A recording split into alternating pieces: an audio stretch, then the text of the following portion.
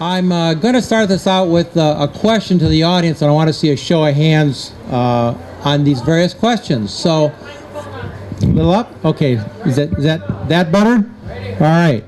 So, first of all, how many of you had a toy train or a train set when you were young? Show of hands. Okay. How many built model airplanes? How many built armor kits? How many painted figures or war game figures? Okay, we're in great company here tonight. So I was infected by all the same diseases, and probably the first was a train set because my father felt it his duty to buy me one. So I've got a long history of trying to shrink the world, and the reason I ask this question is, how many of you remember, as a kid, and as an adult it's okay too, getting down on the floor, closing one eye, and looking at your little models? Show of hands. Anybody? All right, most of us. So basically what I'm going to say is that's been my obsession all my life, trying to shrink the world. It's almost like Pinky in the Brain, trying to take over the world every night. I try to shrink the world. I've been doing it since I was probably 8 years old, when I had the good fortune of being over at my Uncle Harold's house when my parents were playing penny poker, and he caught me looking at his Britain's Toy Soldiers in his Cheerio cabinet. And he said, "Hey, Kenny, would you like to see one of those?" And he opened up the glass door and he handed me one. And it's like, "Hey, kid, you want a cigarette?" Well, it stuck. So some of you know me as Hudson Allen Studio. I've been around the block a long time doing museum exhibits primarily, and then getting recruited by the collectibles industry, working for some companies that you may or may not know, like Valiant Miniatures, Franklin Mint, Conte Collectibles, William Britton's, Old Northwest Trading Company, and Corgi, and of course Conte Collectibles, I mentioned him, and Hudson Allen Studio. So we're going to talk a little bit about displays, dioramas, and all that involves with our miniatures. So, Erica? So this is one of the older models that I've actually held on to because I normally make them go away. I know that my son is 33 and I built this before he was born. So this was something I called grandfather's garage, because for my generation I remember going into my grandfather's garage and smelling the combination of mildew, must, oil, kerosene, rust, old newspapers, all those things. And this is in 1/32 scale, and I actually even made individual bricks and molds and laid the floor. Go ahead. Next. And I even did the difference between finished nails and common nails in the various cans. And you can see the paint cans and the rings on the workbench and the vise. That's what I remember as a kid, so it's kind of nostalgic exercise for me to build this for myself. And, again, my whole idea about building models even as a kid was getting on the floor and closing that one eye and looking, whether it was outside in the sandbox with your marked soldiers or whether it was your Lionel train racing through your papier-mâché tunnel. You wanted to be there. You wanted to be that size. And so my whole obsession has been wanting to shrink the world to pretend that I could be 6 inches or 3 inches or 2.5 inches high, whatever the scale, to be in those worlds of another time. So when I first hung out my shingle, so to speak, I'd come back from a reenactment in Waterloo, Belgium in 1990, where I went with 96 other Americans and Canadians as British soldiers, and the Belgian government helped underwrite that for us. And while I was there, I realized that most of my friends had become either museum professionals or teachers, and they all kept saying, "You're always helping us build models and displays, so why don't you just do that for a career?" Well, at the time I was a dental technician, and trust me, after 10,000 teeth, they all look alike, and I was pretty bored. So I decided I should do that. One of the most recent models that we built was for the Alabama State Museum in Montgomery, Alabama. And here we are delivering a 6-foot diameter Mississippian Indian village. And we arrived first thing in the morning, and as the staff is arriving, we're taking out the U-Haul truck, and they started collecting around this, and no one's saying a word.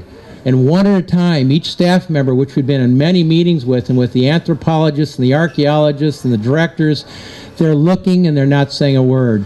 And we're starting to sweat bullets because we're thinking, oh my God, they hate it.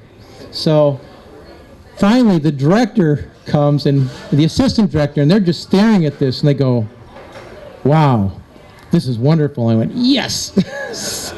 so anyway, that's the way we delivered it, and that's outside before we took it in the building. It was a lot of fun to do because working, again, as I said, with the museum professionals, we went to actual sites, we looked at the archaeology, we looked at what survived, we talked to anthropologists, and we went back to Romeo, Michigan and built this. It's all scratch built, everything is hand built. It's basically 1/50th scale. Erica actually used suture thread for all the tassels on the corn we made there. 322 tassels. She knows. So go ahead.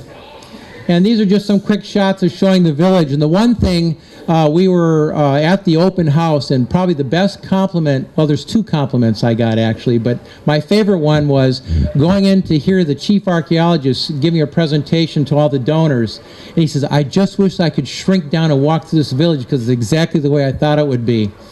And when I was asked by the Porch Creek Indian tribe, who are the principal donors behind this, how I came up with the various stories that we have going on in the village, I said, it's just us in another time.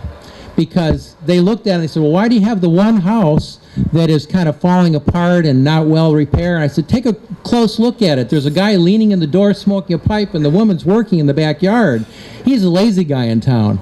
Well, there's another one where there's a building being made, and there's a young woman out front with a newborn baby talking to another woman, and there's two guys working. It's obviously the new couple in the village. So, again, I look at history as just being us in another time. And that's an important thing to remember with all of our historical miniatures. So, moving through it, typical palisaded village. This was kind of fun to use the scalp pole. We actually used rabbit hair. It was sort of in scale, and we hung little scalps from the poles. And they would fish in weirs where they'd drive the fish into these weirs and then spear them. Keep going. So anyway, we thought you might enjoy seeing that. That's how we actually transported in the museum on a trolley. And that's the director and the assistant director. Now, getting back to something we're doing more currently, one of the things I realized when looking at the miniatures and doing displays is we don't always have the room that we'd like to think. It's great to think about depicting the Battle of Waterloo and having thousands of troops. And then we open up our boxes of 3 figures or 1 figure and we set up 15 guys, and it's kind of hard to envision that. So backdrops have always been an important element for creating the illusion of more than what's really there. And some years ago I started doing some dioramas where I'd hand paint various backdrops to extend those scenes. I had done that for museum exhibits, including 1:1 scale, where I did mannequins fully dressed and painted backdrops. But here's a typical one I did for a diorama that had some virgin stands of trees, using just cheap craft paints. Going to sites like Antietam and taking pictures. Wherever we travel, Eric and I, we take pictures. We'll be someplace in Europe and I'm photographing a manhole cover or a hedgerow or something I need for reference later, but that's part of the fun of going out there and being an observer and seeing the real world. So this was starting to paint an Antietam Miller's cornfield diorama, and I had a fair amount of exposure there because Eric and I both worked on the National Park Service film that you see at the visitor center there, and we spent a lot of time when they replanted Miller's cornfield to photograph that particular film.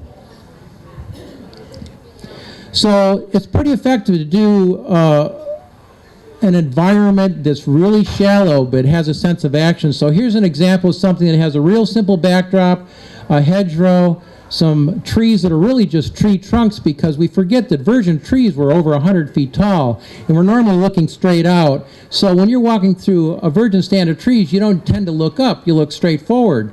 So if you've got a bookshelf that's only 12 inches high, you don't need to model the whole tree. You just need the major part of the trunk. And if you look at paintings by Griffin or Troiani, you'll see that all the time. And here's an example. This is only 10 inches deep. And at 10 inches, it looks really quite complex. Here's another example of a very small one. This is only 8 inches deep. It's got just a grassy base, a couple of figures and elements, a zigzag fence, and a hedgerow. This backdrop was very easily painted, and you could replicate it with just a piece of poster board and some blue paint with an airbrush, and I just did a sky backdrop, and that was one of my universal backdrops I used for lots of photographs for both Conte and Britton's and the catalog shots. I've got that one and a cloudy one you'll see over and over. Here's an example, one that's only about 6 inches deep. It's got a piece of our barbed wire. You can actually see the base, a little bit of hedgerow behind it, and just a close-up figure, and it gives the impression of something going on. He's reacting to something off stage, so sometimes less is more. So don't always be hung up on the idea that you have to have 10, 15, 20 figures. Sometimes one figure can tell a story. Sometimes 3 figures tells an adequate story. Think of your figures as being an actor on a stage, and they're reacting to something. Some of the best one-man plays are that actor reacting to things that you don't see. So sometimes you'll look at just a figure pointing. Well, what's he pointing at? Well, you don't have to see what he's pointing at. You just know that he's pointing, and then your imagination kicks in. So go ahead. Here's another example, very small one, and here we have our pointing figure.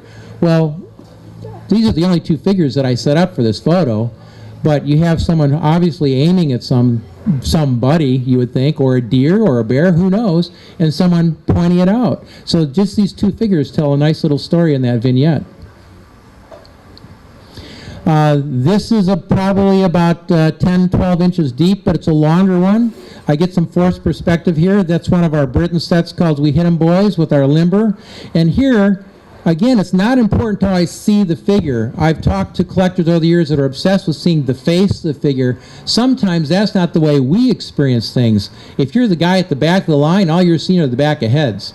So sometimes just setting up your figures so you're seeing what they're looking at, you're imagining what are they looking at. Can I see it too?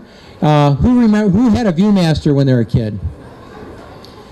I had the set of Civil War pictures in the 1960s, and I remember the Viewmaster, it looked like it was 3-dimensional, right? And I remember as a kid trying to shift my eyes to see if I could see beyond the guys to see something. Well, you never could, but that's the same thing we're doing here. You're kind of using your imagination for what's going on that's off screen. So inspiration helps too, and Eric advanced this slide here. This is probably one of my favorite World War I posters. It says legions about that war. It establishes the poppies representing the fallen. Here's a soldier being respectful for the loss of a friend, and the patriotism of by the bonds. So I've always looked at that, and so much so that I wanted to build something to replicate it, but the hardest thing to do were the poppies. So I finally figured out, after all these years, how to build reasonable poppies, and after I had my first experimental group, I did a number of one-of-a-kind models for our silent auction in London, England, and I built this, Erica, this little vignette. So it's one figure I converted, and the cross, and the poppies, and that's a real nice little piece, but look what happens when you put a simple backdrop and a grassy base. Now all of a sudden it kind of transports you to another time and place, and it's not important that we're not seeing a village and other troops and things here, because this is the focal point. This soldier, that grave, and these flowers tell a big story with only one figure. So that's something to think about when you're doing your displays too, is that sometimes just a single figure can strike a chord, even if it's just to you in your collection. Here's another example of a real small vignette using that same simple backdrop. Now that I'm going to point it out to you, you're going to see it over and over again. So a simple cloudy one and a simple moody one can be used over and over. That's a simple grass base. It's about 8 inches deep. A few Brunswickers and a custom figure I did for one of our articles in the Standard that was gifted to one of our authors. That's a Duke of Brunswick at Waterloo before he was killed.